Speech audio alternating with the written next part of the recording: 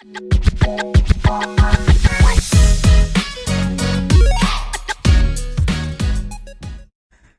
привет! На прошлом уроке мы с вами рассмотрели немного интерфейс Photoshop, а теперь на сегодняшнем уроке мы с вами рассмотрим, как же все-таки открывать файлы, чтобы они открылись в Photoshop. Значит, существует несколько способов. Первый способ – это открыть файл, собственно, из операционной системы. Как это делается? Вот наш, например, проводник. Мы открываем с вами, например, нужный нам файл. Мы 2 раза кликаем по иконке. Вуаля! Фотография появилась уже в Photoshop. Смотрите, для того, чтобы при нажатии 2 раза мышкой фотография открывалась непосредственно в программе, нам нужно настроить операционную систему. Значит, смотрите, как это делается. Мы открываем наш проводник, находим те фотографии, что мы хотим открыть. И смотрите, правой кнопкой кликаем по иконке, у нас открывается такое меню.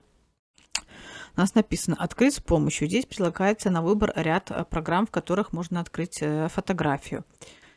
Значит, выбирайте «Выбрать другое приложение». Ну, у меня уже стоит как бы Adobe Photoshop. Вы значит, выбираете ту программу, в которой хотите открывать.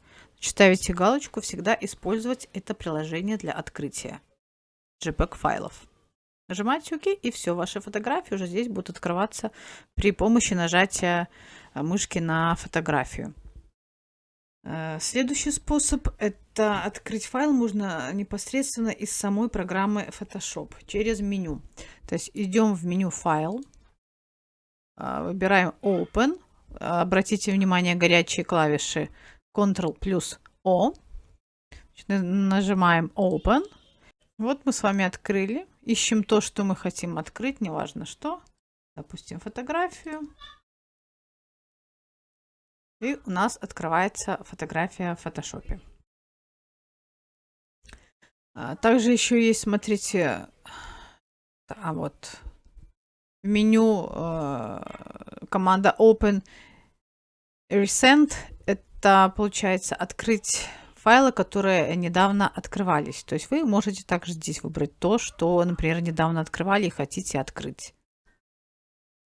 Ну, допустим, фотографию. То, что я открывала ранее. Всем спасибо за просмотр. Всем пока.